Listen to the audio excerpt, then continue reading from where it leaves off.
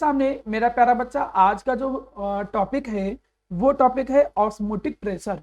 लेकिन osmotic pressure आपको तब समझ में आएगा जब आपको ऑस्मोसिस की डिफिनेशन आती हो। चलिए ऑस्मोसिस की डिफिनेशन को समझाने के लिए मैं एक एग्जांपल लेता हूं। उम्मीद करता हूं कि उस एग्जांपल से आपको ऑस्मोसिस की डिफिनेशन समझ में आएगी। एक्चुअली में होता क्या है प्यारा बच्चा कि शुरू में एक एक्सपेरिमेंट किया गया।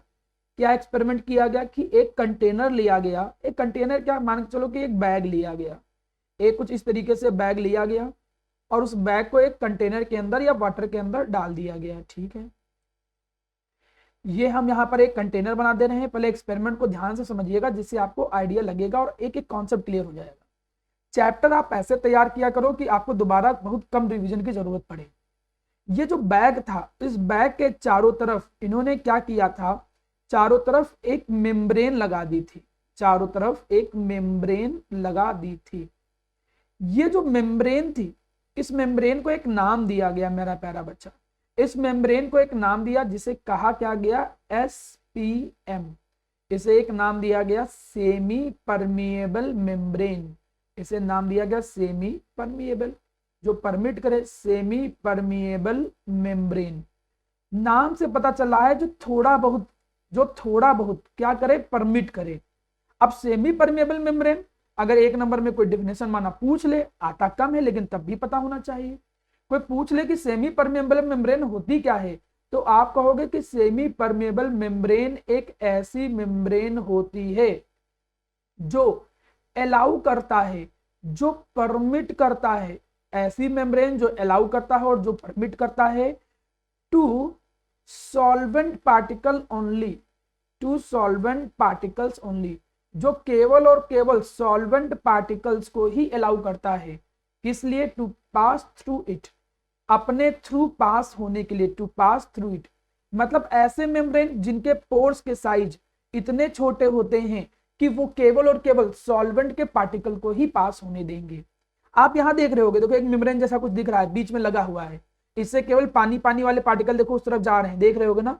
आपको 3D में दिख रहा होगा, केवल वाटर जा रहा है। जो सॉल्यूट के पार्टिकल हैं, बड़े बड़े ये जो गोल गोल पार्टिकल देख रहे हो सॉल्यूट के, चाहे आप नमक ले लो या कुछ भी ले लो, मिनरल्स ले लो, तो सॉल्यूट के पार्टिकल मूवमेंट नहीं कर पाएंगे, केवल सॉल्वेंट के पार्टिकल मूवमेंट कर पाएंगे। चाहे ऊपर की इमेज देख लो तुम। अब ऊपर की इमेज अगर देख रहे होगे, ये यहाँ पर ये इमेज देखो, ये जो बीच में जो आप देख रहे हो ये है एक SPM। इसको क्या बोलेंगे, सेमी परमिएबल मेम्ब्रेन। ये सेमी परमिएबल मेम्ब्रेन जो है, इससे भी अगर तुम ध्यान से देखो तो केवल ब्लू कलर के पार्टिकल ही पास हो रहे हैं, ओनली ब्लू कलर के पार्टिकल। उधर से भी कोई, ये भी नहीं कि उधर से कोई पार्टिकल ग्रीन वाले पास हो जाए। केवल छोटे छोटे जो सॉल्वेंट के पार्टिकल होते हैं, केवल सॉल्वेंट के पार्टिकल ही पास हो पाते हैं। ऐसी मेम्ब्रेन को हम एक नाम देते हैं सेमी परमिएबल मेम्ब्रेन। अब सुनिए, सेमी परमिएबल मेम्ब्रेन जो होता है, वैसे तो ये दो तरीके के होते हैं। एक होता है जिसे हम कहते हैं मेरा प्यारा बच्चा नेचुरल, एक होता है जिसे हम कहते हैं नेचुरल, और कुछ होते हैं आर्टिफिशियल। सेमी परमिएबल मेम्ब्रेन जो होते हैं, इनके टाइप ये हमारे सिलेबस में नहीं है। फिर से सुनिएगा, इनके जो टाइप हैं वो हमारे सिलेबस में नहीं है। जो बहुत ज्यादा एग्जाम में, बोर्ड में पूछ सकता है, वो केवल ये पूछ सकता है कि बताओ सेमी परमिएबल मेम्ब्रेन होता क्या है। आप कहोगे कि सेमी परमिएबल मेम्ब्रेन एक ऐसी मेम्ब्रेन होता है जिससे केवल सॉल्वेंट के पार्टिकल ही मूवमेंट कर सकते हैं, ना तो सॉल्यूट के ना तो सॉल्यूशन के। नेचुरल में जैसे मैं अगर बात करूं, जैसे हमने कह दिया माना गोट हो गया, या फिर कई ऐसे जानवर होते हैं जिनके जो गाल ब्लैडर होते हैं, उनके जो ब्लैडर्स होते हैं, वो ब्लैडर्स भी क्या करते हैं, नेचुरल मेम्ब्रेन का काम करते हैं। या जो प्लांट हो गए, प्लांट की जो मेम्ब्रेन होती है आउटर मेम्ब्रेन, तो प्लांट की जो आउटर मेम्ब्रेन होती है वो भी एक नेचुरल SPM का ही काम करती है। आर्टिफिशियल कैसे बनता है, आर्टिफिशियल जैसे तुम कॉपर सल्फेट ले लो, कॉपर सल्फेट को मिला दो पोटेशियम फेरोसाइनाइड से, पोटेशियम फेरोसाइनाइड से, तो ये बनाएगा क्या, कॉपर फेरोसाइनाइड। तो एक कॉपर फेरोसाइनाइड एग्जांपल है, कॉपर फेरोसाइनाइड। तो ये कॉपर फेरोसाइनाइड जो होता है, ये एक आर्टिफिशियल क्या होता है, SPM का एग्जांपल है। थोड़ा सा हाइड कर रहा होगा, परेशान नहीं होना है, वो आपको दिख जाएगा। कोई इतनी बहुत ज्यादा लेंदी या कोई समस्या वाली बातें नहीं है। मेरी बात ध्यान से सुनिए फिर से। मैंने आपसे प्यारा बेटा ये बोला, कुछ अभी एक्स्ट्रा पढ़ाया नहीं है, केवल मैंने आपसे ये कहा कि एक कंटेनर तुम ले लो, उस कंटेनर के अंदर एक तुमने ऐसे बैग जैसा कुछ बना दिया, वो जो बैग है वो एक लेयर से, एक मेम्ब्रेन से घिरी है।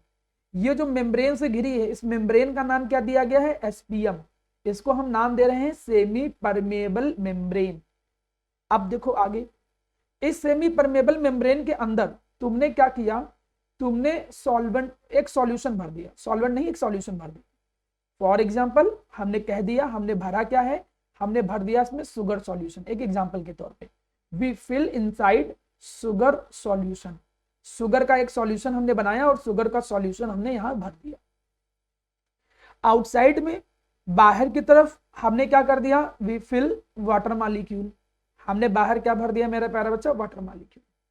ये एक एक्सपेरिमेंट मैं आपको यहां पर थोड़ा सा बना के दिखाने की कोशिश कर रहा हूं। बाहर हमने क्या भर दिया? Water molecule. अब समझो बेटा, वाटर मॉलिक्यूल शुगर सॉल्यूशन के लिए, वाटर मॉलिक्यूल जो है वो शुगर सॉल्यूशन के लिए किसका काम कर रहा है? सॉल्वेंट के पार्टिकल का काम कर रहा है। It work as a solvent particle. अब देखा क्या गया? देखा गया कि कुछ देर के बाद धीरे धीरे धीरे धीरे इस शुगर सॉल्यूशन का लेवल जो है वो इंक्रीज हो रहा है। देखा गया कि धीरे धीरे धीरे धीरे ये शुगर सॉल्यूशन जो है उसका लेवल इंक्रीज हो रहा है। क्या कोई आइडिया है कि क्यों शुगर सॉल्यूशन का लेवल इंक्रीज हो रहा होगा? किसी को कोई आइडिया? बिल्कुल सही, ठीक है। अब आपको ये आइडिया लग रहा होगा कि जरूर और जरूर 100% सॉल्वेंट के मॉलिक्यूल, मतलब यहाँ वाटर, वाटर जो कि सॉल्वेंट है, वो जरूर इसके अंदर जा रहा होगा एसपीएम के थ्रू, तभी लेवल बढ़ेगा। और इसी प्रोसेस को एक नाम दे दिया गया, that is known as osmosis. अब हम यहां पर ऑस्मोसिस की डिफिनेशन लिखेंगे।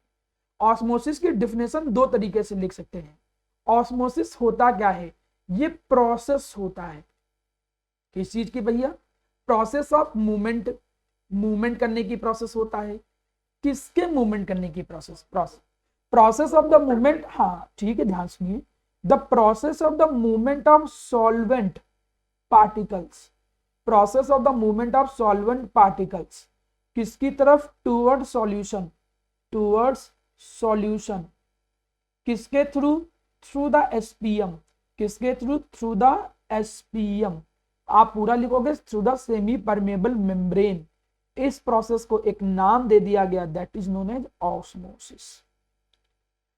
ये तो अभी था, सॉल्वेंट से किधर मूवमेंट कर रहे थे पार्टिकल? सॉल्यूशन की तरफ। अब बगल में एक एक्सपेरिमेंट देखो, माना एक तरफ लो कंसंट्रेटेड हो, एक तरफ हाई कंसंट्रेटेड हो। सुनना, जिधर सॉल्यूट ज्यादा होते हैं वो हाई कंसंट्रेटेड होता है, सीधी सी चीज है। और जिधर सॉल्यूट कम होता है वो लेस कंसंट्रेटेड होता है, मतलब प्योर वाटर देख लो। तो मुझे बताओ कि वाटर के मॉलिक्यूल, फिर से अच्छे से इमेज देखिएगा, वाटर के मॉलिक्यूल शुरू से देखिएगा, किधर से किधर का मूवमेंट कर रहे हैं। वो वाटर के मॉलिक्यूल किस साइड से किस साइड मूवमेंट कर रहे हैं? देखो, लो टू हाई की हाई टू लो? हाँ वेरी गुड, बकायदा एरो भी दिख रहा, तब भी कुछ बच्चे हाई टू लो बोले, ठीक है, क्योंकि वो लो टू हाई दिख रहा जा रहा है, तभी तो हाई वाले का लेवल इंक्रीज हो रहा है। तो आप देख रहे हो कि सॉल्वेंट के मॉलिक्यूल लो कंसंट्रेशन से हाई कंसंट्रेशन की तरफ भी भागते हैं। तो इसका क्या मतलब हुआ? इसका ये मतलब हुआ मेरा प्यारा बेटा, सुनिएगा, इसका क्या मतलब हुआ? इसका ये मतलब हुआ कि हम ऑस्मोसिस की एक डिफिनेशन और बोल सकते हैं। क्या डिफिनेशन बोल सकते हैं एक और? It can be define as the process. हम एक डिफिनेशन और बोल सकते हैं, it can be define as the process of movement. देखिए दोनों डिफिनेशन सही है, किताबों में दोनों लिखी होती है, इसलिए मैं दोनों लिखवा रहा हूं। The process of movement of solvent particle, the process of the movement of solvent particles from low concentration to high concentration. From low concentration, I am really sorry, हाँ वापस आ गया, from low concentration to high concentration, low concentration to high concentration through the SPM. SPM के through इस movement करने की जो process है सॉल्वेंट के, इस प्रोसेस को ऑस्मोसिस नाम देंगे। उम्मीद है समझ में आ रहा होगा आपको। यही डिफिनेशन अगर ऊपर देखो तो आपको यही लिखी मिलेगी। ये जो प्रोसेस था, सबसे पहले नॉलेज एक साइंटिस्ट है, तो इन्होंने क्या किया, इसको डिस्कवर किया था। ऑस्मोसिस का मतलब ही है टू पुश, सॉल्वेंट के पार्टिकल की पुशिंग। तो सॉल्वेंट के पार्टिकल जब मूवमेंट करना चालू करते हैं लो टू हाई, तो हम उस प्रोसेस को एक नाम दे देते हैं ऑस्मोसिस। कुछ बच्चों को कंफ्यूजन हो रहा होगा ऑस्मोसिस और डिफ्यूजन के साथ, तो मैं उनके कंफ्यूजन को थोड़ा दूर कर देता हूं, ऑस्मोसिस और डिफ्यूजन के बीच के डिफरेंस को। आप इधर ऑस्मोसिस देखो, इधर डिफ्यूजन देखो, एक एक पॉइंट समझते हैं, समझ में आ जाएगा। ऑस्मोसिस में केवल सॉल्वेंट के पार्टिकल मूवमेंट करते हैं, it involve movement of solute molecule. इसमें मतलब जैसे अब जैसे एक एग्जांपल देखो, जैसे यहाँ तो नीचे एक एग्जांपल देख रहे हो, एग्जांपल समझ में आएगा। Spreading of ink when drop of it put into the glass of water. एक इंक के पार्टिकल को, इंक को क्या कर दो, पानी में डाल दो, तो इंक के पार्टिकल फैलना चालू हो जाते हैं। तो इसमें जो सॉल्यूट के पार्टिकल हैं वो लिक्विड में फ्लो करते हैं, तो सॉल्यूट के पार्टिकल मूवमेंट करते हैं। हम ये डिफ्यूजन कभी कभी गैस के लिए भी लाते हैं, कब, जब दो या दो से ज्यादा गैस आपस में मिक्स होने लगती है, तब उस प्रोसेस को भी डिफ्यूजन कहते हैं। फिलहाल डिफ्यूजन में सॉल्यूट के पार्टिकल या दोनों, अगर गैस मिला रहे हो तो गैस के दोनों गैसें हर तरफ से मूवमेंट चालू होता है। लेकिन इसमें क्या होता है कि केवल और केवल सॉल्वेंट के मॉलिक्यूल ही मूवमेंट करते हैं। इसमें ओनली आ गया, कौन ओनली, ओनली सॉल्वेंट के पार्टिकल ही मूवमेंट करते हैं। इसमें particle low to high movement करते हैं, इसमें लो टू हाई मूवमेंट करते हैं सॉल्वेंट के पार्टिकल, और उसमें हाई टू लो मूवमेंट करते हैं, हाई टू लो। सीधी सी चीज है भैया, इंक जहां डाली गई है, जिस जगह पे डाली गई वहां इंक का कंसंट्रेशन ज्यादा है, फिर वो धीरे धीरे लो कंसंट्रेशन की तरफ भागेगा। गैस भी है, जहां गैस ज्यादा है उधर से कम की तरफ भागेगा। तो डिफ्यूजन प्रोसेस हाई टू लो होता है कंसंट्रेशन में, और ऑस्मोसिस जो होता है वो लो टू हाई होता है। नेक्स्ट, ऑस्मोसिस करने के लिए हमें एसपीएम जैसी एक कंडीशन चाहिए। ऑस्मोसिस एसपीएम जब होता है तभी अकर करता है, ओनली व्हेन। लेकिन डिफ्यूजन कराने के लिए कोई भी एसपीएम जैसी चीज की रिक्वायरमेंट आपको नहीं होती है। There is no any requirement of SPM like something. अब एग्जांपल देखो, जैसे श्रिंकिंग ऑफ पोटैटो स्लाइस, आलू का एक टुकड़ा रख दो और सुक्रोज सॉल्यूशन में, तो वो धीरे धीरे श्रिंक करने लगेगा। एक माना आपने कोई पोटैटो स्लाइस रख दिया, उसको अगर सुक्रोज के सॉल्यूशन में रख दो तो देखोगे वो पोटैटो स्लाइस धीरे धीरे श्रिंक करना चालू कर देगा। तो ये है ऑस्मोसिस और डिफ्यूजन के बीच का डिफरेंस। देन मैं आगे बढ़ता हूं, थोड़ा ध्यान सुनिएगा। यहां तक की तो बातें समझ लिया। यहां पर एक बात समझो कि ऑस्मोसिस जो होता है ये दो तरीके से होता है। एक को नाम दिया गया इंडो ऑस्मोसिस, ठीक है बेटा, हाँ मैं देख रहा हूं बेटा, ठीक, ध्यान से। अब मेरे सामने दो तरीके के ऑस्मोसिस के नाम है, एक का नाम है इंडो ऑस्मोसिस और एक का नाम है एक्सो ऑस्मोसिस। अच्छा, कितने बच्चे ऐसे हैं जिनको ये दिख रहा है स्क्रीन में, ये जानना चाह रहा हूँ, ऊपर से स्क्रीन को दिख रहा है, ठीक, चलिए कोई बात नहीं, कोई बात नहीं बेटा, ठीक, ध्यान दीजिए। मैं नीचे एक बार दोबारा लिख दे रहा हूँ, इसका मतलब कुछ डिवाइस के साथ थोड़ी सी प्रॉब्लम है, बाकी वो मैनेज हो जाएगा। मेरे सामने दो तरीके की ऑस्मोसिस दिए गए, एक ऑस्मोसिस का नाम दिया गया इंडो ऑस्मोसिस और दूसरी तरीके के ऑस्मोसिस का नाम दिया गया एक्सो ऑस्मोसिस। क्या नाम से पता कुछ चला इंडो और एक्सो का क्या मतलब है? कहीं सुना तो जरूर होगा। क्या मतलब होता है विजन इंडो और एक्सो का? नाम सुना होगा इंडो, हाँ रिएक्शन सुना है कहीं कुछ भी, हाँ तो क्या एक्सो, एक्सो का क्या मतलब सुना था? जिसमें हीट बाहर निकले और इंडो में जो हीट। Very good. तो यहाँ पर बस इतना एक अंदाजा लगा लो कि एक्सो का मतलब आउट, तो यहाँ भी कुछ ऐसा ही होगा, और यहाँ पर इंडो का मतलब इनसाइड, अंदर की तरफ। तो यही आप एक थोड़ा सा आइडिया थोड़ा सा लगा लो। अब उसी से समझाता हूं। देखो एक एक्सपेरिमेंट यहाँ पर किया गया है और वो समझाया जा रहा है। क्या है एक्सपेरिमेंट जी? ये लिया गया है एक एग, एक हमने एग लिया, एग मतलब अंडा, आप जानते हो, कोई बहुत बड़ी चीज नहीं समझा रहा हूं, जो वेजिटेरियन होंगे उन्होंने भी देखा ही होगा। तो जब आप एग लेते हो तो एग के ऊपर पहले एक कार्बोनेट की, कैल्शियम कार्बोनेट की लेयर होती है, वो हटा दिया हमने। लेट्स सपोज हमने हटा दिया। अब कैसे हटाया? कार्बोनेट की रिएक्शन किसी से करा दो, एसिड से करा दो, तो एसिड से कराओगे तो वो CO2 प्लस वाटर दे देगा और लेयर हट जाएगी। फिलहाल अभी ऊपर वाली जो सॉलिड लेयर है वो हटा दिया है, लेकिन जब ऊपर वाली लेयर हटा दोगे तब भी अंदर की जो लेयर है वो काम करेगा। वो काम किसका करेगा? एक एसपीएम का। जो बाहर बाहर एक लेयर अभी भी पतली पतली सी लेयर चढ़ी है, वो लेयर किसका काम करेगा? एसपीएम का काम करेगा। ठीक है, अब हम लोगों ने क्या किया कि उस एग को, मेरा प्यारा बच्चा, हम लोगों ने क्या किया कि उस एग को रखा दो केस में, case number 1, case number 2। Case number 1 में उसको कहां रखा? केस नंबर 1 में हमने उसको रखा प्योर वाटर में। मैं केवल आपसे ये जानने को इच्छुक हूं कि देखिए एग के अंदर भी थोड़े बहुत मिनरल होंगे, लिक्विड पार्ट होगा, मिनरल्स होंगे। मैं केवल ये जानना चाहता हूं कि ये अंदर का कंसंट्रेशन इस समय ज्यादा है कि बाहर का? वेरी गुड, बिल्कुल सही। तो हाई कंसंट्रेशन अंदर हो गया और बाहर क्या हो गया? Low concentration. ऑस्मोसिस स्टार्ट हो जाएगी। ऑस्मोसिस स्टार्ट होने का मतलब सॉल्वेंट के पार्टिकल मतलब पानी, तो वाटर के मॉलिक्यूल जो होंगे वो इनसाइड जाना चालू कर देंगे। जैसे वो इनसाइड जाना चालू करेंगे तो तुम देखोगे ये जो एग होगा वो उसका साइज धीरे धीरे धीरे धीरे क्या होने लगेगा? बढ़ने लगेगा। मतलब जो एग होगा वो क्या होने लगेगा? स्वेल होना चालू होगा।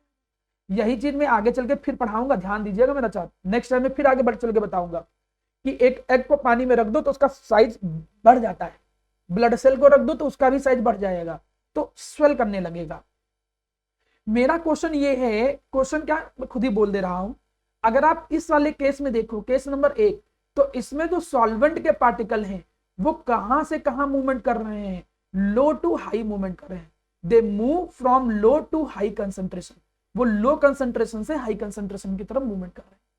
तो इंडोऑस्मोसिस हम उसको कहते हैं जिसमें सॉल्वेंट के पार्टिकल लो कंसंट्रेशन से किसकी तरफ मूवमेंट करें? High concentration. Oh I am really sorry, मैं थोड़ा गलत बोल गया।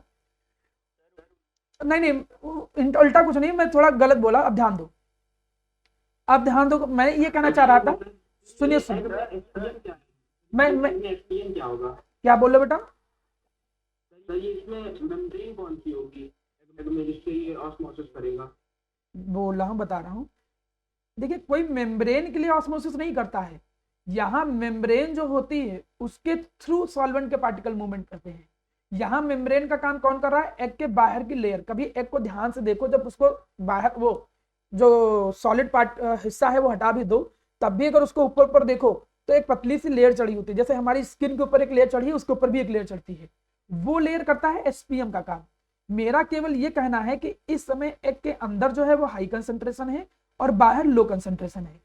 सॉल्वेंट के पार्टिकल अभी देखो क्या हो रहे हैं? वो इनसाइड जा रहे हैं। हम यहां ये समझाना चाह रहे थे कि ऑस्मोसिस के दौरान, ड्यूरिंग ऑस्मोसिस, सुनिएगा पहले शब्द सुनिएगा, समझ में आ जाएगा। अगर ड्यूरिंग द ऑस्मोसिस, अगर ऑस्मोसिस के दौरान, ऑस्मोसिस, अगर सॉल्वेंट के पार्टिकल वो क्या करते हैं? मूव करते हैं इनसाइड द ऑब्जेक्ट। अगर वो ऑब्जेक्ट के अंदर मूवमेंट करते हैं तो उसे हम कहेंगे इंडोऑस्मोसिस। और अगर वो आउटसाइड द ऑब्जेक्ट मूवमेंट करते हैं, outside the object, outside the object, तो उसे हम क्या कहते हैं? एक्सोऑस्मोसिस। अब सुनिएगा थोड़ा ध्यान से। जैसे मैं एक एग्जांपल बोलूं, थोड़ा सुनिए बेटा। अब अगर एक वही सेम एग यहां है, अब इस एक एग के बाहर हमने क्या रख दिया? Brine solution. ब्राइन सॉल्यूशन का मतलब सिंपल पानी नहीं है, प्योर वाटर नहीं है, नमक भर दिया हमने। अब नमक भरा हुआ पानी जो है उसका कंसंट्रेशन अंदर के कंपैरिजन में क्या हो जाता है? ज्यादा, और यहां क्या हो जाएगा? Low concentration. अब इस केस में एसपीएम अभी भी है, वही जो बाहर की मेम्ब्रेन थी अभी भी वो एसपीएम का काम कर रहा है। तो जब वो एसपीएम का काम करेगा तो अब सॉल्वेंट के molecule low to high movement करेंगे, क्योंकि ऑस्मोसिस यही कहता है।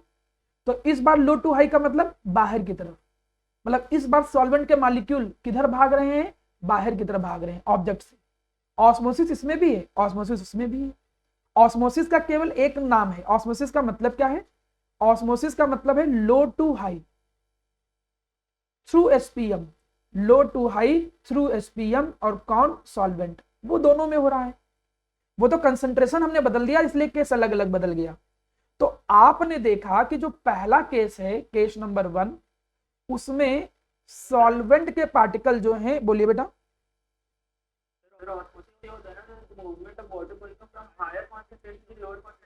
बोल रहा हूं बेटा, अब बता रहा हूं। देखिए कुछ बच्चे इस चीज को लेके इसलिए कंफ्यूज होते हैं क्योंकि उन्होंने बायो में पढ़ा है। बायो में जो एजम्पशन है वो केमिस्ट्री के एजम्पशन से अलग है। एक जैसे फिजिक्स में आप थर्मोडायनेमिक्स पढ़ते हो, तो थर्मोडायनेमिक्स में work done by the system या work done on the system. Physics और केमिस्ट्री के एजम्पशन में साइन के कन्वेंशन का अलग है। तो खासकर अगर आपने कहीं भी पढ़ा है हाई टू लो ऑस्मोसिस को, तो वो केवल बायो में पढ़ा होगा। केमिस्ट्री में तुम कोई भी बुक, किसी भी रेफरेंस कहीं पे भी जाओगे तो आपको लो टू हाई मिलेगा। उम्मीद करता हूं कि आपका कंफ्यूजन क्लियर हुआ होगा बेटा, ठीक है। चलिए अब ध्यान दो, मैंने क्या कहा कि पहले केस में लो टू हाई मूवमेंट किया, अब लो बाहर था हाई अंदर था, मतलब पार्टिकल अंदर गए। तो पहले केस में क्या हो रहा था, स्वेल की श्रिंक, कोई बताओ।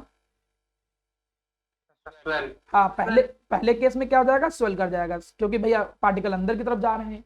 उसमें वाटर बाहर निकल रहा है, एग से वाटर बाहर निकलेगा, तो वो स्वेल करेगा कि श्रिंक करेगा, श्रिंक करेगा। अब हमें बताओ इन दोनों में से केस वन इंडो है, पहला केस वन क्या है, इंडो की oxo osmosis, Indo osmosis, very good. क्यों इंडो ऑस्मोसिस है, बाहर से अंदर सॉलिड पार्टिकल, हाँ पार्टिकल जो है वो इनसाइड द ऑब्जेक्ट जा रहे हैं, और दूसरा वाला जो है वो एक्सो ऑस्मोसिस। तो आपको समझ में आ रहा होगा कि ऑस्मोसिस का एक ही मतलब है, लो टू हाई सॉल्वेंट का मूवमेंट थ्रू एसपीएम, लेकिन जब कंसंट्रेशन बदलते हैं तो उस बेसिस पे दो नाम दे दिए गए, इंडो ऑस्मोसिस और एक्सो ऑस्मोसिस। इंडो ऑस्मोसिस तब कहेंगे जब सॉल्वेंट के पार्टिकल ऑब्जेक्ट के अंदर जाएंगे, एक्सो ऑस्मोसिस तब कहेंगे जब सॉल्वेंट के पार्टिकल बाहर निकलेंगे। ये एक बेसिक डिफरेंस है। मैं तुमको एक चीज बताऊं, एक एक्सपेरिमेंट माना तुमसे कोई कहे कि माना एक एग दे दे, ऐसे कभी माना पूछ भी सकता है, वाइवा में तुम गए, अब तुमसे किसी ने कहा कि बताओ जरा बेटा हमें तुम ये बताओ, तुम बड़ा होशियार बनने और सॉल्यूशन चैप्टर तुमने बोला है। उसने कहा कि एक माना उसने बॉटल ले ली, उसने कहा हमने एक बॉटल ले लिया, उसने कहा कि ये बॉटल की जो नेक है वो थोड़ी सी छोटी है, उससे थोड़ा सा बड़ा एग है, एग जो है उससे थोड़ा सा बड़ा है, तो इस थोड़े से बड़े एग को इसके अंदर हम कैसे डालें, बताओ जरा। तो आप क्या कहोगे कि सर पहले इस एग को हम किस में डालेंगे, पहले हम इस एग को डालेंगे ब्राइन सॉल्यूशन में, पहले इस एग को हम डालेंगे ब्राइन सॉल्यूशन में। ब्राइन सॉल्यूशन में डालेंगे तो थोड़ा सा ये क्या हो जाएगा, श्रिंक हो जाएगा, श्रिंक हो जाएगा, अब उसके अंदर चला जाएगा, और अंदर भरा क्या है, पानी, अंदर भरा क्या है, वाटर। तो जैसे वाटर के अंदर एग जाएगा तो अपने नॉर्मल साइज में आ जाएगा, मतलब वो बड़े साइज में ही दिखेगा, लेकिन लोगों को लगेगा यार कैसे वो चला गया है। तो ऐसे भी माना कभी कभी वाइवा में थोड़े इधर उधर के क्वेश्चन भी कोई पूछ लेता है, तो ये सब चीजें पता होना चाहिए। यहां पर आप वही कॉन्सेप्ट लगा सकते हो कि सर हम एग को लेंगे, पहले ब्राइन सॉल्यूशन में डाल देंगे, ब्राइन सॉल्यूशन में क्या होगा, एक्सो ऑस्मोसिस, और एक्सो ऑस्मोसिस के कारण वो श्रिंक कर जाएगा। देखिए आपके वर्ड का सिलेक्शन बहुत मायने रखता है। आप जब ये बोलते हो ना सर एक्सो ऑस्मोसिस होगा, तो उसको लगता है कि हाँ यार तुमने कुछ पढ़ा है, क्योंकि आपके चैप्टर में इंडो एक्सो बहुत ज्यादा यूज नहीं किया गया है, केवल ऑस्मोसिस वर्ड यूज किया गया है। तो तुम बोलोगे सर एक्सो ऑस्मोसिस होगा, सॉल्वेंट के पार्टिकल बाहर चले जाएंगे, वो श्रिंक कर जाएगा, अब एग को अंडे में एग जो है वो बोतल में डाल दीजिए, और उसके बाद वो अंदर पानी भरा है, फिर से अपने नॉर्मल साइज में आ जाएगा, स्वेल करके नॉर्मल साइज आ जाएगा। तो ये जो थ्योरी आप स्क्रीन पे देख रहे होगे इंडो ऑस्मोसिस और एक्सो ऑस्मोसिस का, उम्मीद करता हूं कि ये इंडो ऑस्मोसिस और एक्सो ऑस्मोसिस का कॉन्सेप्ट आपको थोड़ा सा समझ में आ रहा होगा। अब चलिए हम थोड़ा सा आगे बढ़ते हैं। जब हम थोड़ा सा आगे बढ़े देन अब हमारे सामने आई है एक नेक्स्ट हेडिंग, ऑस्मोसिस तुम लोगों ने समझ लिया। ऑस्मोसिस एक प्रोसेस है, सॉल्वेंट का movement low to high through the SPM. SPM एक ऐसी मेम्ब्रेन है जो केवल सॉल्वेंट के पार्टिकल को पास होने देता है। ऑस्मोसिस दो तरीके का होता है, इंडो और एक्सो। इंडो में पार्टिकल इनसाइड जाते हैं ऑब्जेक्ट के, एक्सो में पार्टिकल आउटसाइड जाते हैं। ऑस्मोसिस को समझ लेने के बाद ये है वो कॉलिगेटिव प्रॉपर्टी। एक्चुअली जो कॉलिगेटिव प्रॉपर्टी हम पढ़ रहे थे चौथी, वो ऑस्मोसिस नहीं था, वो था ऑस्मोटिक प्रेशर, लेकिन वो तो तभी समझ में आता जब ऑस्मोसिस समझ पाते आप, तो इसीलिए ऑस्मोटिक पहले पढ़ाया गया। चलिए समझते हैं कि क्या होता है ऑस्मोटिक प्रेशर। चलिए जी देखते हैं ऑस्मोटिक प्रेशर क्या होता है। यहां पर आप ऐसे समझो, एक मिनट, यहां पर आप ऐसे समझो कि मैं केस नंबर 1 लेके चलता हूं। केस नंबर 1, आपको ये इमेज दिख रही होगी, पहली इमेज देखिए सभी लोग। इस पहली इमेज को अगर आप देख रहे हो तो इधर देखो क्या भरा है, प्योर सॉल्वेंट, इधर क्या भरा है, सॉल्यूशन, ठीक है। बीच में क्या लगी है, एसपीएम। तो क्या स्टार्ट हो जाएगा बेटा, बताओ बच्चों क्या स्टार्ट हो जाएगा, ऑस्मोसिस। ऑस्मोसिस में पार्टिकल किधर से किधर मूवमेंट करेंगे, लो टू हाई, मतलब वो particle low to high movement करना चालू कर देंगे। देखो particle low to high movement करना चालू कर दिए, जैसे वो लो टू हाई मूवमेंट करना चालू कर दिए, तो वो प्रोसेस क्या होने लगेगी, ऑस्मोसिस। यहाँ नीचे देख रहे हो, नीचे दिख रहा होगा इमेज में, नीचे इमेज में आपको दिख रहा होगा कि पार्टिकल जो है, देखो इधर केवल वाटर वाटर है ब्लू वाले, इधर सॉल्यूट है, तो पार्टिकल किधर से किधर मूवमेंट करना चालू कर रहे हैं, low to high, low to high particle movement करना चालू कर दिए। चलो ठीक है, मतलब आपको थोड़ा सा समझ में आया कि ऑस्मोसिस होता कैसे है। मैं इसको दूसरे तरीके से थोड़ा और समझाने की कोशिश करता हूं। जैसे कि एक हम डायग्राम और बना लेते हैं, कोई बहुत बड़ी बात नहीं है, आपको समझ में आ जाएगा। हमने कहा क्या मेरा प्यारा बच्चा कि आपने बीच में लगा रखी थी क्या, एसपीएम। बीच में तुमने एक एसपीएम लगा रखी, ये बीच में एक एसपीएम जो है, एसपीएम सेमी परमेबल मेम्ब्रेन जो है वो लगा रखी, ठीक है। इधर जो है पहले वाले केस जो है समझ में आ ही गया है आपको, पहले वाली तरफ आपने क्या कर दिया कि प्योर वाटर भर दिया, इधर तरफ प्योर वाटर भर दिया भैया।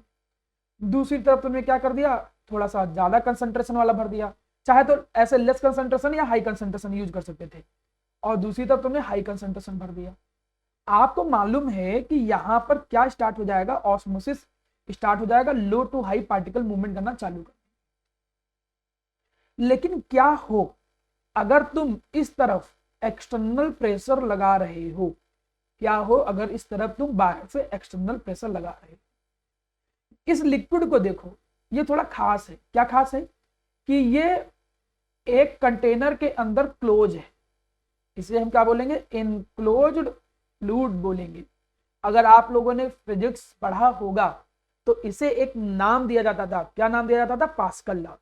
पास्कल लॉ में कहा जाता था कि when we applied the external force to an enclosed an incompressible fluid, then that force or pressure will be uniformly distributed throughout the liquid without diminishing। मतलब अगर तुम एक क्लोज फ्लूइड में प्रेशर लगाते हो तो वो प्रेशर पूरी तरीके से लिक्विड के अंदर डिस्ट्रीब्यूट हो जाएगा यूनिफॉर्मली। इसी पर तो हाइड्रोलिक ब्रेक और ये सब काम करते हैं।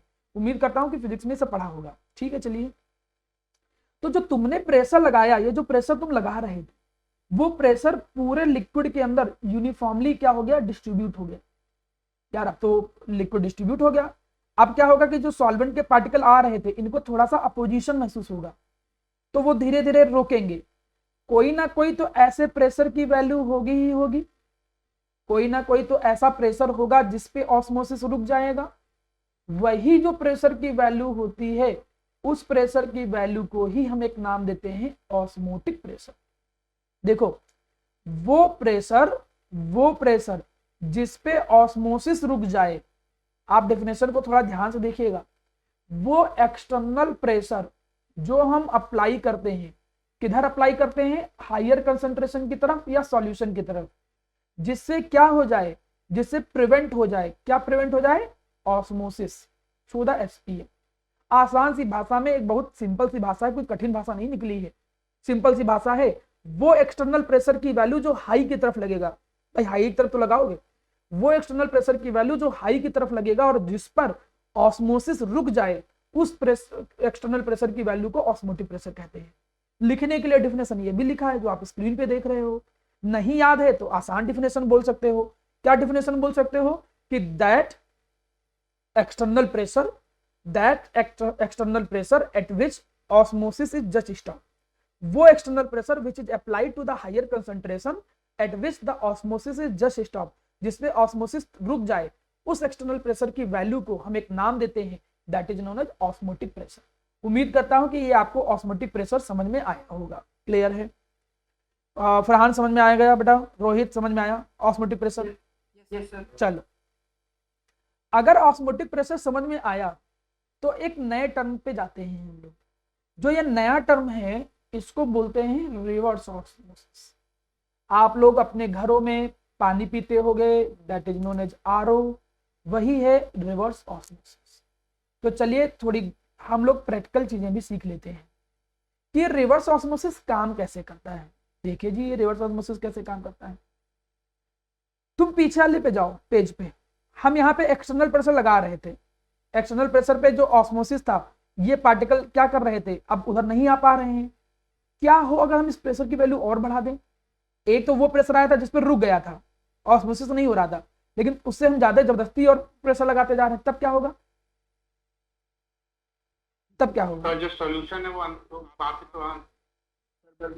आप काट सॉल्यूशन पार्टिकल से वो सॉल्वेंट जाने चला गया। सॉल्वेंट वापस कर देते हैं। हाँ, अब पार्टिकल उल्टा हो जाएगा। क्या उल्टा हो जाएगा? यहाँ देखो, अगर तुम एक्सटर्नल प्रेशर काफी ज्यादा कर देते हो, एक समय तो ऑस्मोसिस रुकेगा, लेकिन अगर उससे भी ज्यादा कर देते हो तो सॉल्वेंट के मॉलिक्यूल, क्यों सॉल्वेंट? क्योंकि पास केवल पानी ही हो सकता है, पानी ही केवल पास हो सकता है, और कोई पास नहीं हो सकता है। ऐसा क्यों?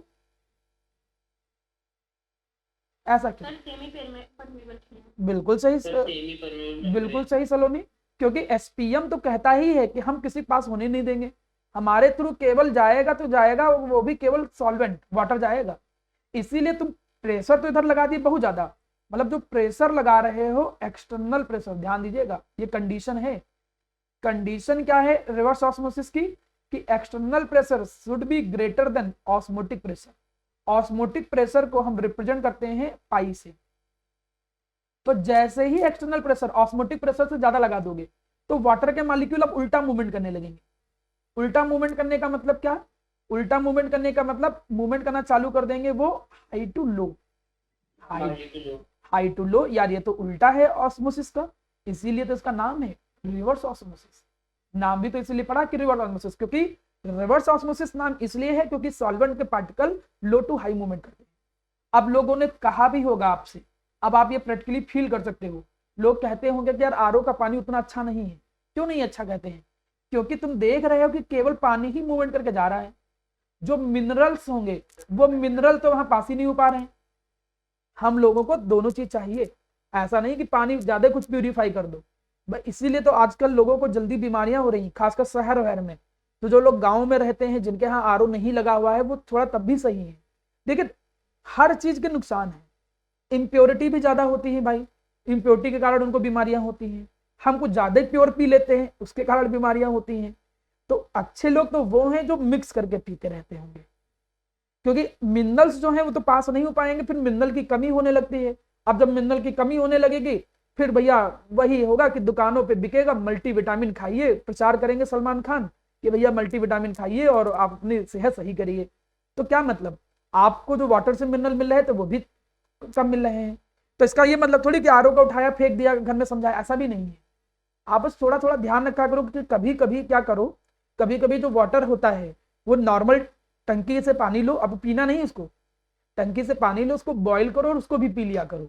मतलब ऐसा कुछ अल्टरनेट डे बनाओ कि भाई दिन में जो बॉटल वॉटल है उसको क्या कर लिया कि गर्म करके रख दिया, मतलब पानी को सारा गर्म गर्म करके वही पानी बॉटल में रख दिया, ठंडा हो जाने के बाद उसमें मिनरल नहीं जाएंगे, जो वायरस होंगे वो इनएक्टिव हो जाएंगे। हाँ बोलो बेटा कुशाग। हाँ बिल्कुल मोटर का पानी पी सकते हो, वो काफी नीचे से आता है, वो सही काम करेगा। अब देखिए सब में कुछ ना कुछ समस्या होती है बेटा। अब हम लोग केवल आरोप पे ही नहीं आएंगे, अभी आप बहुत सारा टॉपिक है, यहाँ पे एग्जाम है, इसलिए थोड़ा सा आगे बढ़ते हैं। तो रिवर्स ऑस्मोसिस थोड़ा थोड़ा समझ में आ रहा है। रिवर्स ऑस्मोसिस की एक एप्लीकेशन सुनिएगा, उसकी एप्लीकेशन है जिसको हम लोग बोलते हैं desalination of water. Desalination of water. Sir desalination of water क्या मतलब क्या होता है? आपकी आवाज सही से नहीं आ रही है। ओके बस 2 मिनट के लिए बेटा हम रुकते हैं फिर स्टार्ट करते हैं। सर जो लिखने कहीं और लिख दीजिए। हाँ हाँ लिख दे रहा हूँ बेटा, एक्चुअली लाइट चली गई थी ना, तब लाइट फिर से आई, इन्वर्टर से काम चला था इसलिए वॉइस की थोड़ी प्रॉब्लम आ रही है। अभी वॉइस सही आ रही है? यस सर सही आ रही है। चलिए ठीक है, बस अब 2 मिनट रुक ही जाओ फिर, क्योंकि फिर हमको जब वीडियो एडिट करेंगे तो कट करना पड़ेगा यहाँ से। मेरे फोन में उतनी क्लियर दिख नहीं रहा है, मुझे लगता है डेटा का बहुत फर्क पड़ता है। कितने लोगों के फोन में ब्लर दिख रहा है? सर हल्का हल्का सा दिख रहा है। स्कूल की क्लास में देता ही नहीं। तो स्कूल की क्लास करते काहे हो भाई? और वाईफाई लगवा लो यार, अब तो वाईफाई लगवा लो भाई, ऐसा नहीं कि वाईफाई के लिए मना कर देगा कोई। अरे तो मेरी बात करवा देना ठीक है, मेरी बात करवा देना, सही है। अब देखो हमने डेटा सही किया तो अब सही दिखने लगा। चलिए पढ़ाई के लिए तो चाहिए। हाँ ये भी तो है, तुम लोग मिसयूज भी तो बहुत करते हो, ये भी तो है, क्या कर सकता है। चलिए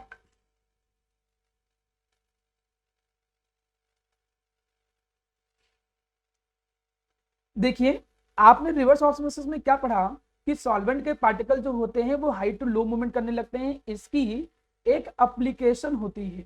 क्या एप्लीकेशन होती है मेरा प्यारा बच्चा रिवर्स ऑस्मोसिस? वो एप्लीकेशन होती है जिसको हम लोग कहते हैं desalination of water. Desalination of water. अब डिसैलिनेशन ऑफ वाटर का मतलब क्या हो गया? डी का मतलब रिमूव होना, सलाइन का मतलब जो भैया जो वाटर होता है सॉल्ट, सॉल्ट को एक तरीके से रिमूव करना। तो जो सी वाटर होता है उस सी वाटर को भी कुछ इसी तरीके से ही प्यूरिफाई किया जाता है। तो जो इधर हमने क्या दिया, माना सी वाटर रख दिया हमने, सी वाटर में कुछ इम्प्योरिटी हो गई, एक्स्ट्रा मिनरल हो गए जो ड्रिंकिंग पर्पज के लिए फिट नहीं है, भाई कुछ ऐसे आयंस हैं जो बॉडी में चाहिए ही नहीं, तो वहां पर आरओ बड़ा अच्छा काम करेगा।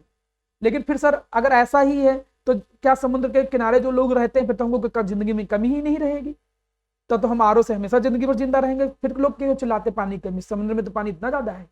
वो इसलिए कि जो नॉर्मल आरओ होते हैं वो इम्प्योरिटी लेवल जो खराब हटाते हैं वो एक लिमिट तक हटा पाएंगे। एसपीएम की अपनी लिमिट है, उनमें सब में इतना ज्यादा मिनरल, इतना ज्यादा आयंस होते हैं कि तुरंत खराब हो जाएंगे। पता चला आरओ जो यहाँ भी जो आप क्या 6-7 महीने में कुछ प्रॉब्लम नहीं होती, फिल्टर नहीं चेंज करना पड़ता है, वहां हर दिन फिल्टर चेंज करना पड़ेगा। ऐसा नहीं कि आदमी मर जाएगा पानी के बिना। बहुत देश ऐसे हैं जो चारों तरफ से केवल सी वाटर से ही घिरे हुए हैं और उनके यहाँ कोई वैसा पानी है भी नहीं, तो वो सी वाटर से ही काम चलाते हैं और सी वाटर को ही वो बड़ी बड़ी इंडस्ट्री में प्यूरिफाई करके काम चलाते हैं। नेट पे सर्च करोगे मिलेगा। तो ये सब चीजें देखो। अब डिसैलिनेशन ऑफ वाटर में करते क्या है कि इधर से माना सी वाटर कर दिया, इधर माना उन्होंने टैप लगा दिया, इधर टैप लगा दिया, तो अब क्या हो रहा है देखो, तुम खुद ही देखो कि जैसे ही ऑस्मोटिक प्रेशर से ज्यादा वैल्यू रखा तो प्योर वाटर इधर आता जाएगा और प्योर वाटर ऐसे निकलता चला जाएगा। तो सलाइन वाटर से हमको क्या मिलेगा? ड्रिंकिंग पर्पज के लायक पानी मिल जाएगा जिसको हम पी सकते हैं। जो फिट होता है ड्रिंकिंग पर्पज के लिए उस वाटर को ऑब्टेन कर सकते हैं रिवर्स ऑस्मोसिस के थ्रू। तो ये उसकी एप्लीकेशन है किसकी? आरओ की। आगे बढ़ते हैं, ध्यान दीजिए। हम लोगों ने थ्योरेटिकल अप्रोच को कवर किया। थ्योरेटिकल अप्रोच की हम अगर बच्चों बात करें तो सीखा ऑस्मोसिस क्या है, सॉल्वेंट के particle low to high through the SPM, दो तरीके का, इंडो और एक्सो। इनसाइड पार्टिकल जाएंगे तो इंडो, बाहर निकलेंगे तो एक्सो। एक्सो में क्या होगा कि श्रिंक और इंडो में स्वेल। एसपीएम वो मेम्ब्रेन जो केवल सॉल्वेंट को पास होने दे। ऑस्मोटिक प्रेशर एक ऐसा प्रेशर जो हम हायर साइड की तरफ लगाते हैं, हायर कंसंट्रेशन की तरफ, जिसपे ऑस्मोसिस रुक जाए। और ज्यादा उससे कर देंगे तो वाटर जो होगा या सॉल्वेंट जो होगा वो हाई टू लो मूवमेंट करने लगेगा और उस कंडीशन को क्या बोलेंगे? Reverse osmosis. और रिवर्स ऑस्मोसिस की एप्लीकेशन क्या होती है? Desalination of water, sea water को फिट करना फॉर द ड्रिंकिंग पर्पज, उसको बोलते हैं डिसैलिनेशन ऑफ वाटर। अब यहां पर इसका मैथमेटिकल अप्रोच आया जो हमारे काम आएगा। देखा यह गया कि जो ऑस्मोटिक प्रेशर होता है वो डायरेक्टली प्रोपोर्शनल होता है टेम्परेचर के। ठीक है, सही कर दे रहा हूं। देखा यह गया मेरा बच्चा कि जो ऑस्मोटिक प्रेशर होता है वो टेम्परेचर के क्या होता है? Directly proportional. Osmotic pressure is directly proportional to temperature. ये भी देखा गया कि डायरेक्टली प्रोपोर्शनल किसके होता है? कंसेंट्रेशन के। जैसे डायरेक्टली प्रोपोर्शनल साइन हटाया गया तो यहां पर एक कांस्टेंट आया RCT। आर को यहां पे वैसे तो डायरेक्टली प्रोपोर्शनल साइन हटाएंगे तो डायरेक्टली प्रोपोर्शनल का साइन हट जाएगा, एक कांस्टेंट आएगा आर। आर यहां पर नाम दिया जाएगा सॉल्यूशन कांस्टेंट। नाम तो इसका सॉल्यूशन कांस्टेंट है लेकिन वैल्यू जो है इसकी वो इक्वल टू गैस कांस्टेंट होती है। गैस कांस्टेंट याद करो, आर की वैल्यू 0.0831 एटीएम या बार के आसपास लेते थे। आर की वैल्यू लेते थे 8.314 जब जूल पर एटीएम, जूल वूल में चलती थी वैल्यू, पर मोल पर केल्विन। तो आर की वैल्यू वही वाली हम यूज करेंगे। ध्यान देना, इसमें चूंकि प्रेशर की बात कर रहा है, ऑस्मोटिक प्रेशर की बात कर रहा है, तो आपको आर की वैल्यू यही यूज करनी पड़ेगी 0.082831। अधिकतर दिया भी रहता है न्यूमेरिकल में, इसलिए बहुत परेशान होने की जरूरत नहीं होगी। सर सी क्या है यहाँ पर? सी यहाँ पर है मोलर कंसंट्रेशन। मोलर कंसंट्रेशन का मतलब मोलैरिटी। टी यहाँ पर क्या है? टेम्परेचर। ये सब बातें देखी गई। अब अगर मैं फॉर्मूले को थोड़ा मॉडिफाई करूं तो फॉर्मूले में क्या आ जाएगा, सी मोलैरिटी, फॉर्मूला क्या होता था WB इंटू 1000 डिवाइडेड बाई क्या होता था MB into volume of solution millilitre में इंटू R इंटू टी। ये फॉर्मूला याद करना है तुम्हें, और कोई बहुत कठिन फॉर्मूला नहीं है, फॉर्मूला है CRT बस, और सी मोलैरिटी है। मोलैरिटी का फॉर्मूला तो यार याद ही किए थे, सब कुछ न्यूमेरिकल में दिया होगा, वैल्यू रखोगे सीधे आंसर आ जाएगा। मैं क्वेश्चन कराऊंगा भी, उसके लिए परेशान होने की जरूरत नहीं है। माना एक क्वेश्चन कहे, मैंने पहले बोला था हर कॉलगेटिव प्रॉपर्टी का एक काम है MB को निकालना, ऑब्जेक्ट मॉलिक्यूलर मास।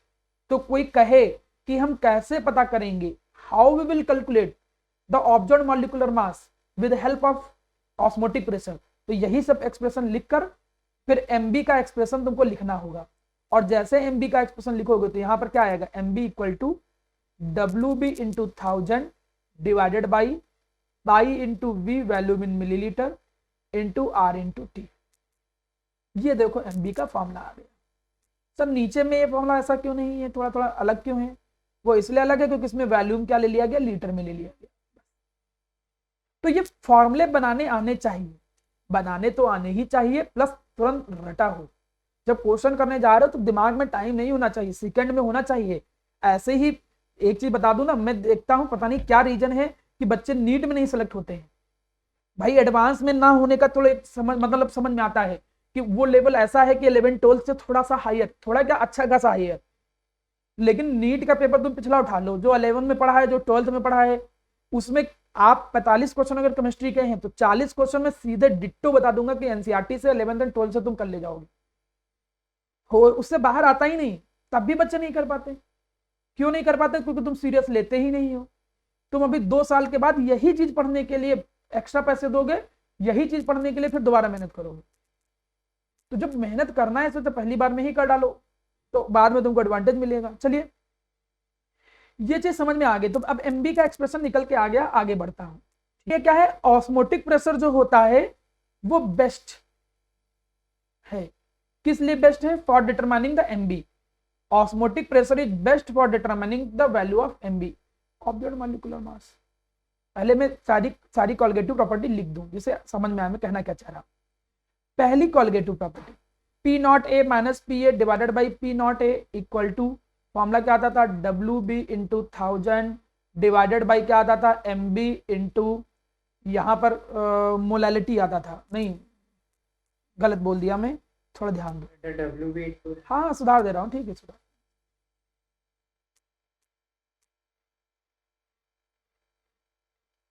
देखो ऑस्मोटिक प्रेशर में सबसे पहले मैं आपको ये सिखा दे रहा हूं कि कौन कौन से फॉर्मूले होते थे। ऑस्मोटिक प्रेशर से तो MB हम निकालते ही निकालते हैं, बाकी भी फॉर्मूले एक बार समझ लीजिए। पहले एक रिलेटिव लोअरिंग वेपर प्रेशर आता था P0A minus PA divided by क्या आता था P0A इक्वल टू, फॉर्मूला आता था WB इंटू, यहां पर आ जाता था MB, नीचे आता था WA इंटू MA। ये बनता था formula relative lowering in vapour pressure का पहला फॉर्मूला। अब अगले फॉर्मूले पे आ जाओ, elevation in boiling point, delta TB equal to, formula बनता था KB इंटू M। मोलैलिटी का फॉर्मूला आता था WB into 1000 divided by MB into WA in gram. Depression in freezing point, delta TF, formula क्या आता था KF इंटू, सेम M का formula वही होता है WB into 1000 divided by MB into WA in ग्राम। देखो चारों फॉर्मूले याद आ रहे होंगे। अब आज पढ़ा तुमने ऑस्मोटिक प्रेशर, ऑस्मोटिक प्रेशर में फॉर्मूला R इंटू T और WB, C मतलब मोलैरिटी, मोलैरिटी का मतलब WB into 1000 divided by MB into volume of solution in millilitre. तुम देखो हम चारों कॉलगेटिव प्रॉपर्टी से MB निकाल सकते हैं। We can find the observed molecular mass from all the colligative property. जितनी भी कॉलगेटिव प्रॉपर्टी है उससे MB निकाला जा सकता है, सॉल्यूट का मोलर मास। लेकिन लेकिन लेकिन लेकिन क्वेश्चन क्या है, कह रहा है कि क्वेश्चन ये वाइवा में पूछा जाने वाला काफी अच्छा क्वेश्चन है। मैंने देखा है कि जब प्रैक्टिकल होते हैं तो प्रैक्टिकल के दौरान सॉल्यूशन चैप्टर में ये क्वेश्चन पूछा जाता है कि बताओ कि ऑस्मोटिक प्रेशर जो है वही सबसे अच्छा मेथड क्यों है MB को निकालने के। तो आप कहोगे क्या?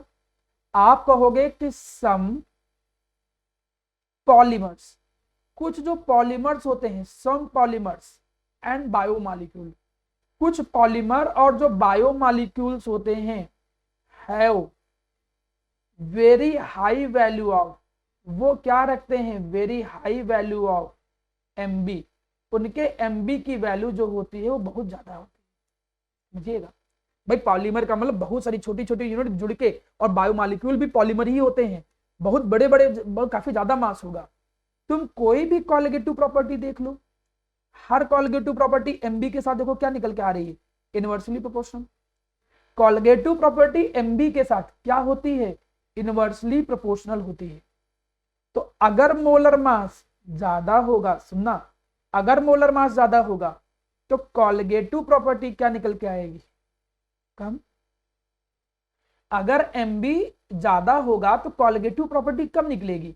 तो नियम ये कहता है कि बायोमॉलिक्यूल और पॉलीमर के केस में जो इलिवेशन इन बॉइलिंग पॉइंट निकलता है, elevation in boiling point and depression in freezing point, depression in freezing point, ये सब जो वैल्यू हैं आर वेरी लो, इनकी वैल्यू जो निकल के आती है वो बहुत कम निकल के आती है। क्यों, क्योंकि एमबी है ज्यादा, तो कॉलिगेटिव प्रॉपर्टी की वैल्यू बहुत कम निकलेगी, जो कि नहीं पॉसिबल है, विच इज नॉट पॉसिबल, जो कि नहीं पॉसिबल है, not possible to measure at room temperature, to measure at room temperature. ऐसे समझो, एक एग्जांपल के तौर पे हमने कहा कि माना कॉलिगेटिव प्रॉपर्टी की वैल्यू निकली 0.45 डिग्री सेल्सियस, ऐसा समझो 0.45 डिग्री सेल्सियस, या हमने कहा 2 डिग्री सेल्सियस। रूम टेम्परेचर पे थोड़ा कठिन होता है उसको मेजर करना, रूम टेम्परेचर कब ज्यादा हो जाए कब कम हो जाए, बहुत वेरिएशन रहता है। इसलिए एलिवेशन इन बॉइलिंग पॉइंट और डिप्रेशन इन फ्रीजिंग पॉइंट, इसकी मदद से अगर तुम एमबी निकालते हो तो वो निकालना थोड़ा कठिन है, क्योंकि कॉलिगेटिव प्रॉपर्टी की वैल्यू इतनी कम निकलती है कि उसको रूम टेम्परेचर पे मेजर कर पाना पॉसिबल नहीं है। इसीलिए वो लोग प्रेफर करते हैं ऑस्मोटिक प्रेशर को, क्योंकि ऑस्मोटिक प्रेशर की वैल्यू अप्रॉक्सीमेट इतने के आसपास आती है, और इसको आराम से, बहुत सारी तुम्हारे पास डिवाइस हैं जिससे मेजर किया जा सकता है आराम से रूम टेम्परेचर पे। तो तुम यही बोलोगे कि सर ऑस्मोटिक प्रेशर से एमबी को कैलकुलेट करना इसलिए आसान होता है क्योंकि बायोमॉलिक्यूल और पॉलीमर के केस में इसकी वैल्यू 10⁻³ atm के आसपास आती है, जिसको रूम टेम्परेचर पे कैलकुलेट किया जा सकता है। लेकिन एलिवेशन इन बॉइलिंग पॉइंट और डिप्रेशन इन फ्रीजिंग पॉइंट, इनकी वैल्यू इतनी कम निकलती है बायोमॉलिक्यूल और पॉलीमर के केस में, क्योंकि इनवर्सली प्रोपोर्शनल है, जिसको रूम टेम्परेचर पे मेजर नहीं किया जा सकता है। इस वजह से ऑस्मोटिक प्रेशर को प्रिफर किया जाता है एमबी निकालने के लिए, इन कंपेरिजन टू चारों कॉलिगेटिव प्रॉपर्टी के कंपेरिजन। हम तुमको हर छोटी छोटी चीज सिखा रहे हैं इस चैप्टर में। उम्मीद करता हूं सारी चीजों को अच्छे से सीखोगे और आप क्वेश्चन कर पाओगे। नेक्स्ट आगे बढ़ते हैं, ध्यान दीजिए। अब 2-3 छोटी छोटी डिफिनेशंस हैं, इनको भी समझ लीजिए, फिर कवर करते हैं, खत्म करते हैं। एक है आइसोटोनिक, आइसोऑस्मोटिक। कहते किसको है? आइसो का मतलब होता है सेम, ये तो तुमको पता ही है, आइसो का मतलब होता है सेम। हम यहां पर 3 वर्ड निकल के आते हैं, आइसो का मतलब सेम। हमने कहा कि माना 2 सॉल्यूशन है, एक सॉल्यूशन है ये S1, एक सॉल्यूशन है ये H2। अगर हम इन 2 सॉल्यूशन की बात करें तो इन दोनों सॉल्यूशन को हम आइसोटोनिक तब कहेंगे अगर इन दोनों के ऑस्मोटिक प्रेशर की वैल्यू क्या है, सेम है। If value of osmotic pressure, अगर ऑस्मोटिक प्रेशर की वैल्यू सेम हो किसी भी 2 सॉल्यूशन की, ऑस्मोटिक प्रेशर की वैल्यू सेम हो किसी भी 2 सॉल्यूशन की, तो वो बोथ सॉल्यूशन, वो दोनों सॉल्यूशन जो होंगे वो क्या कहलाएंगे, वो कहलाएंगे आइसोटोनिक। नाम से पता चल रहा था सेम। ऑस्मोटिक, आइसोऑस्मोटिक तो नाम ही पता चल जा रहा है ऑस्मोटिक प्रेशर, लेकिन आइसोटोनिक आता है 1 नंबर में। वेरी इंपॉर्टेंट क्वेश्चन है, कई बार एग्जाम में पूछा जाता है कि बताओ आइसोटोनिक सॉल्यूशन क्या होते हैं। तो ऐसे सॉल्यूशन जिनके ऑस्मोटिक प्रेशर की वैल्यू सेम हो, या फिर एक डिफिनेशन और है कि दो सॉल्यूशन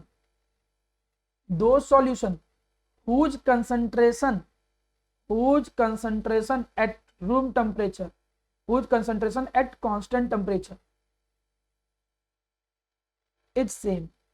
ये भी कह सकते हो। क्यों सर, ये क्यों कह सकते हैं? क्योंकि अगर तुम ऑस्मोटिक प्रेशर का फॉर्मूला देखो तो फॉर्मूला क्या आता था, CRT। अब CRT में देखो तो R तो कांस्टेंट होता है हमेशा, और टेम्परेचर भी तुमने कांस्टेंट कर दिया, तो C तो अपने आप सेम हो जाए। मतलब अगर कंसंट्रेशन सेम होगा, कंसंट्रेशन किसी का सेम होगा तो उसका पाई भी सेम होगा, मतलब ऑस्मोटिक प्रेशर भी सेम होगा। तो दो डेफिनेशन बन गई। दो डेफिनेशन का मतलब या तो तुम ये कहो क्या कि जिनका ऑस्मोटिक प्रेशर सेम हो, ऐसे सॉल्यूशन जिनका ऑस्मोटिक प्रेशर सेम है, या तुम ये कहो कि ऐसे सॉल्यूशन जिनके कंसंट्रेशन की वैल्यू सेम है। तो ऐसे सॉल्यूशन को हम क्या नाम देते हैं? आइसोटोनिक सॉल्यूशन नाम देते हैं। लेकिन अगर नहीं सेम है सर, तो अगर उनके कंसंट्रेशन की वैल्यू सेम नहीं है, उनके ऑस्मोटिक प्रेशर की वैल्यू सेम नहीं है, तो क्या होगा? तो ज्यादा होगा किसी एक की वैल्यू, या तो पाई 1 ज्यादा होगा या तो पाई 2 ज्यादा होगा, कोई एक ज्यादा होगा।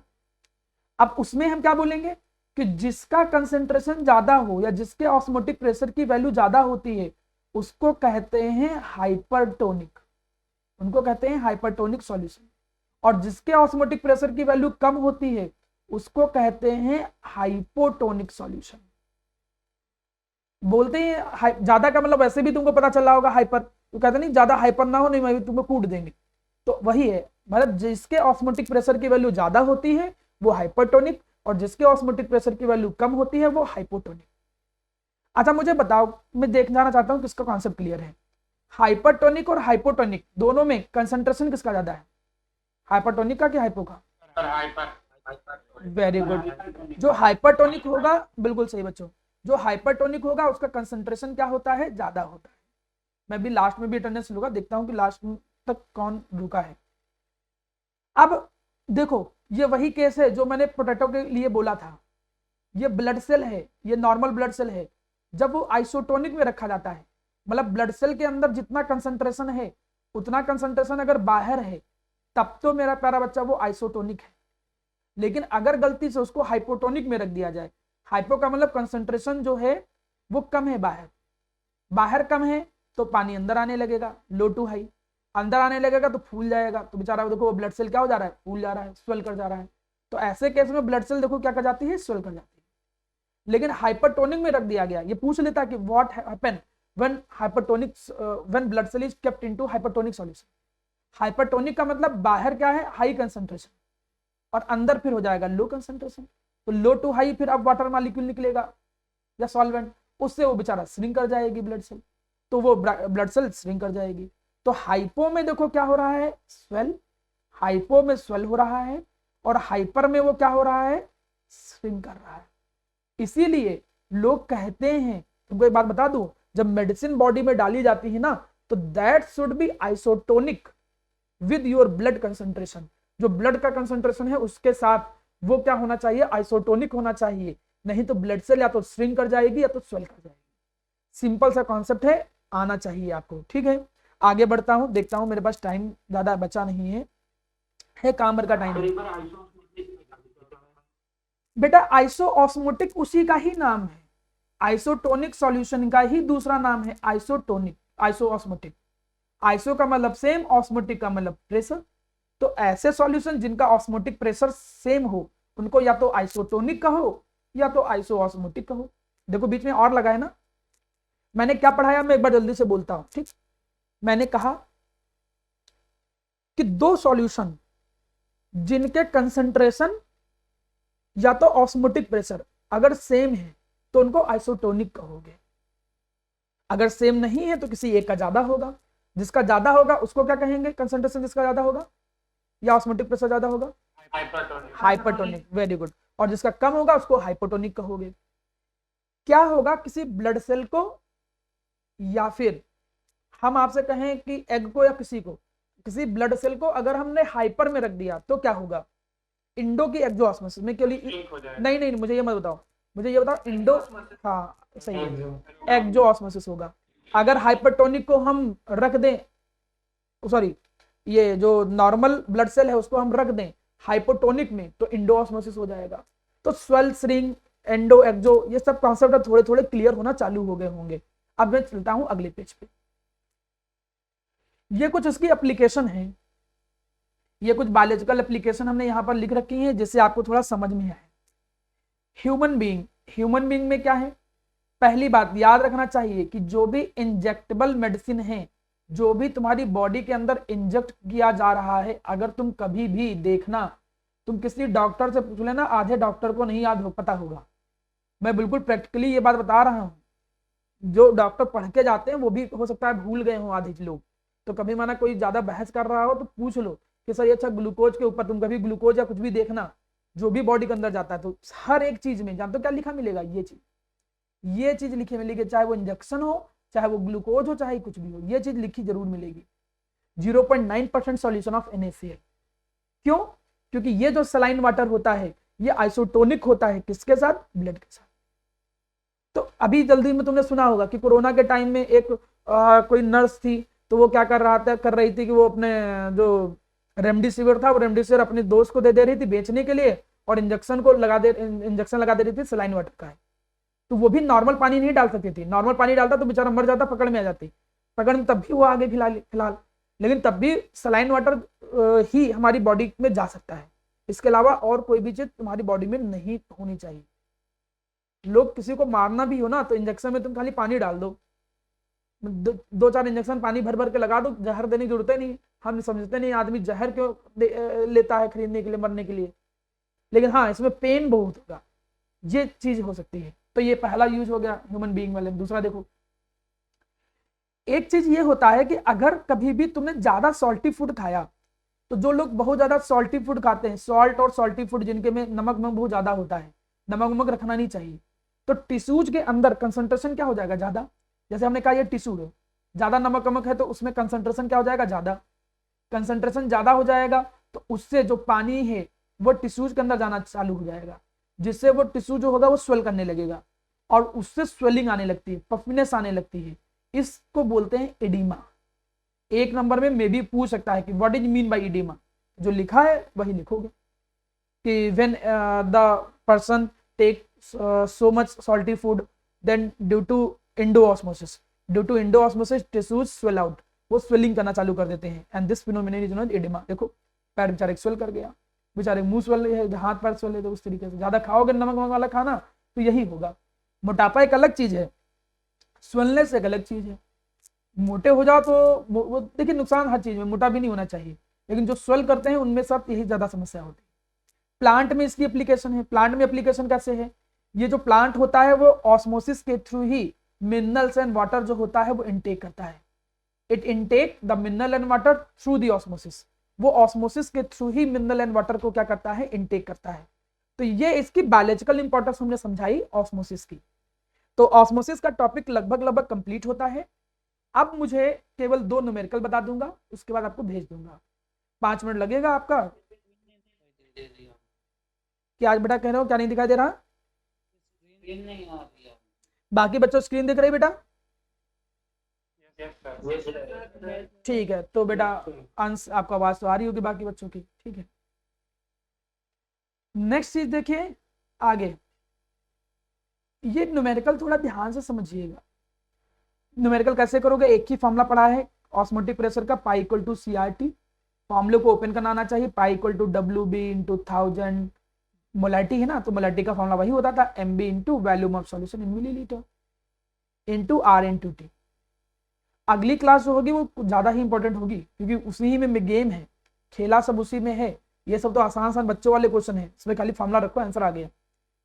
अब इस क्वेश्चन को देखो तो ये देखो क्या दिया है? वॉल्यूम दिया है। वॉल्यूम कितना दिया है? 200 सेंटीमीटर क्यूब, मतलब बोले तो 200 मिलीलीटर। अगर कन्वर्ट करना हो लीटर में तो 0.2 लीटर, वैसे जरूरत नहीं पड़ेगी। इतने ग्राम प्रोटीन डाला गया है उसके अंदर, मतलब ये WB की वैल्यू है। WB कितना है? 1.26 ग्राम प्रोटीन हो गया। ऑस्मोटिक प्रेशर की वैल्यू दी गई है। ऑस्मोटिक प्रेशर कितना दिया गया? 2.57 इंटू 10⁻³ बार प्रेशर में दिया गया है। तो R की वैल्यू बार के केस में 0.08321 लग लेते हैं। अब देखो R की वैल्यू पता है कितने टेम्परेचर पे है? 300 केल्विन। टेम्परेचर पता है तुम्हें 300 केल्विन। वॉल्यूम जो है भी दिया है मिलीलीटर में, MB जो है वो निकालना है, पाई भी दिया है, WB भी दिया है। कौन सा क्वेश्चन कठिन होता है? लोग ये क्वेश्चन करने से डरते हैं, पता नहीं क्यों। तो उम्मीद करता हूं कि आपको ये क्वेश्चन समझ में आ गया होगा। अगले क्वेश्चन पे आते हैं।